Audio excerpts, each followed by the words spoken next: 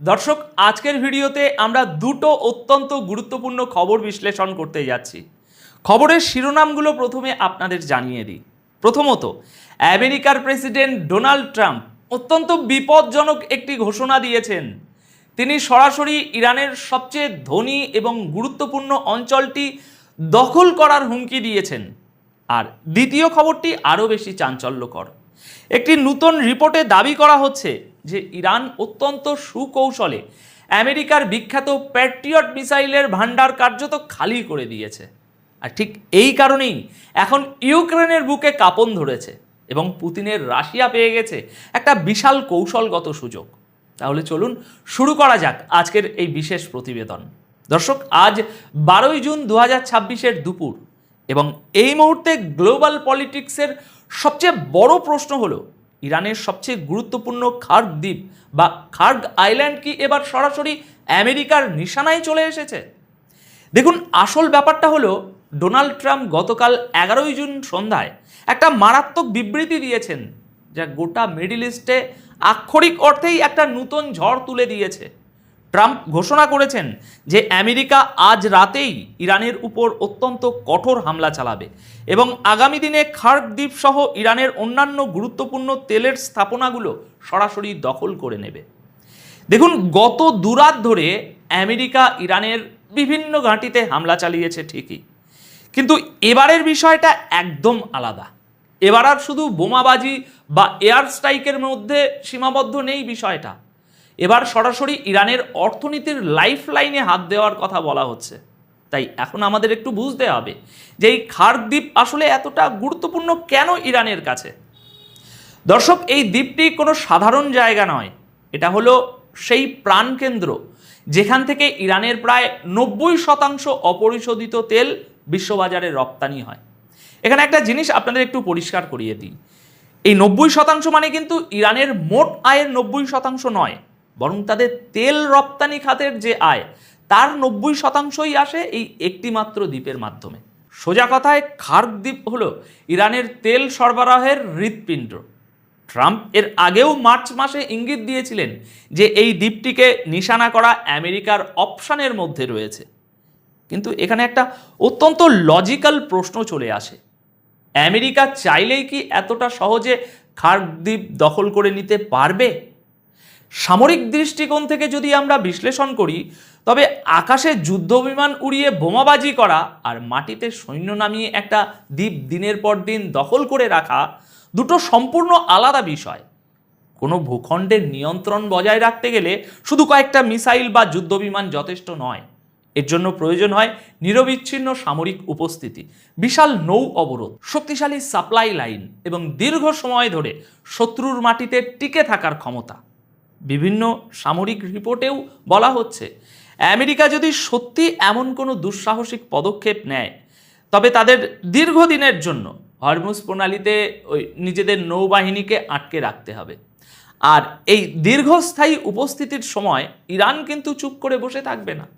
তারা প্রতিদিনই ছোট ছোট কিন্তু মারাত্মক আঘাত এনে আমেরিকান বাহিনীকে ভেতরে ভেতরে শেষ করে দিতে পারে। তাছাড়া ইরান এই দ্বীপের মাটির নিচে রীতিমতো বারুদের স্তর বিছিয়ে রেখেছে। আমেরিকান সেনারা সেখানে পা রাখলে তাদের বড়সড় ক্যাজুয়ালিটির শিকার হতে হবে। তাই ট্রাম্পের এই ঘোষণাকে আপাতত একটা বড় ধরনের মানসিক চাপ সৃষ্টির কৌশল হিসাবেই দেখতে হবে আমাদের। তবে এর পেছনে আমেরিকার আরেকটা বড় জিওপলিটিক্যাল চাল রয়েছে। আপনারা হয়তো অনেকেই জানেন না যে ডোনাল্ড ট্রাম্প এই খার্গ দ্বীপ দখলের স্বপ্ন প্রথম দেখেছিলেন সেই 1989 সালে। অর্থাৎ এটা তার 37 বছর পুরনো একটা পরিকল্পনা এবং গত 37 বছর ধরে এর পেছনে নিশ্চয়ই কোনো না কোনো কৌশলগত কাজ এগিয়েছে। আপনারা যদি বর্তমান পরিস্থিতির দিকে তাকান, দেখবেন সাগরে কিভাবে নৌ অবরোধ তৈরি করা হচ্ছে, জাহাজগুলোকে আটকে দেওয়া হচ্ছে। আমি সবসময়ই বলি, এই যুদ্ধটা শুধু অস্ত্র বা আদর্শের যুদ্ধ নয়, এই যুদ্ধটা পুরোপুরি তেলের যুদ্ধ।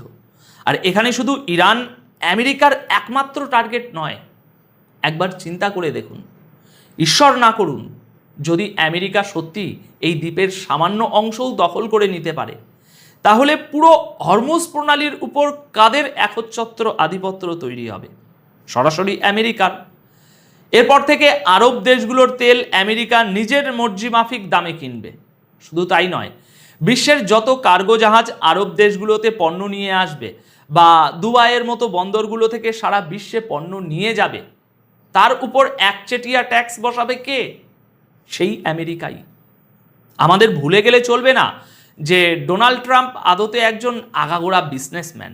তাই ট্রাম্প যদি সত্যিই তার কথায় অটল থাকেন, তবে এর প্রভাব শুধু ইরানের ভৌগোলিক সীমানায় আটকে থাকবে না, বিশ্বব্যাপী তেলের বাজার, হরমুজ প্রণালীর সাপ্লাই চেন এবং গ্লোবাল ইকোনমিতে একটা ভয়ানক অস্থিরতা তৈরি হবে। বর্তমানে যখন গোটা বিশ্ব ইরানের পারমাণবিক কর্মসূচির দিকে তাকিয়ে আছে, তখন ট্রাম্পের বারবার এই অয়েল ও গ্যাস ইনফ্রাস্ট্রাকচারের কথা বলা প্রমাণ করে যে আমেরিকার আসল টার্গেট শুধু সামরিক আধিপত্য নয়, বরং ইরানের আয়ের সবচেয়ে বড় উৎসটাকে নিজেদের পকেটে পোড়া। এবার আসুন আমরা দ্বিতীয় এবং অত্যন্ত গুরুত্বপূর্ণ খবরটির দিকে নজর দিই, যা গ্লোবাল ডিফেন্স সাপ্লাই চেনের আসল চেহারাটা আমাদের সামনে উন্মোচন করে দিয়েছে। গতকাল 11ই জুন প্রকাশিত ফিনান্সিয়াল টাইমসের একটা বিশ্লেষণী রিপোর্ট বিশ্বজুড়ে একটা নতুন প্রশ্নের জন্ম দিয়েছে। প্রশ্নটা হলো, ইরান কি তবে আমেরিকার এয়ার ডিফেন্স সিস্টেমের ভান্ডার সম্পূর্ণ খালি করে দিয়েছে? ইরান গত কয়েক মাসে আমেরিকান ঘাঁটি এবং তাদের মিত্রদের উপর এত বেশি ড্রোন ও মিসাইল হামলা চালিয়েছে যে সেগুলো ঠেকাতে আমেরিকাকে বাধ্য হয়ে তাদের সবচেয়ে দামি প্যাট্রিয়ট ইন্টারসেপ্টারগুলো জলের মতো খরচ করতে হয়েছে। আর এর সরাসরি প্রভাব গিয়ে পড়েছে পূর্ব ইউরোপে। ফিনান্সিয়াল টাইমসের রিপোর্ট অনুযায়ী প্যাট্রিয়ট সিস্টেমের জন্য ব্যবহৃত PAC-3 ইন্টারসেপ্টার মিসাইল এর সাপ্লাইয়ে বর্তমানে চরম ঘাটতি দেখা দিয়েছে। এই মিসাইলগুলো তৈরি করে বিখ্যাত অস্ত্র নির্মাতা কোম্পানি লকহিড মার্টিন। তারা স্বীকার করেছে যে তারা প্রোডাকশন বাড়ানোর চেষ্টা করছে, কিন্তু এই মুহূর্তে তারা গ্যারেন্টি দিতে পারছে না যে কোন দেশ কখন তাদের চাহিদা মতো মিসাইল পাবে। আমেরিকা পরিকল্পনা করেছে যে আগামী কয়েক বছরের মধ্যে তারা বছরে 2000 PAC-3 মিসাইল তৈরি করবে, কিন্তু মুশকিল হলো আন্তর্জাতিক বাজারে এর চাহিদা এতই বেড়ে গেছে যে সাপ্লাই কোনোভাবেই তাল মেলাতে পারছে না। এখানে আরেকটা জিনিস বুঝতে হবে, এই যে ইন্টারসেপ্টার মিসাইলের এত আকাল, এর পেছনে ইরানের ভূমিকা ঠিক কতটা? দেখুন, আসল ব্যাপারটা হলো মিডল ইস্টে গত কয়েক মাসে যে প্রবল সংঘাত হয়েছে, সেখানে আমেরিকান ফোর্সেস এবং তাদের মিত্রদের বাঁচানোর জন্য প্রচুর এয়ার ডিফেন্স সিস্টেম অ্যাক্টিভ রাখতে হয়েছে। ইরানের দিক থেকে আসা সস্তা ড্রোন বা তুলনামূলক কম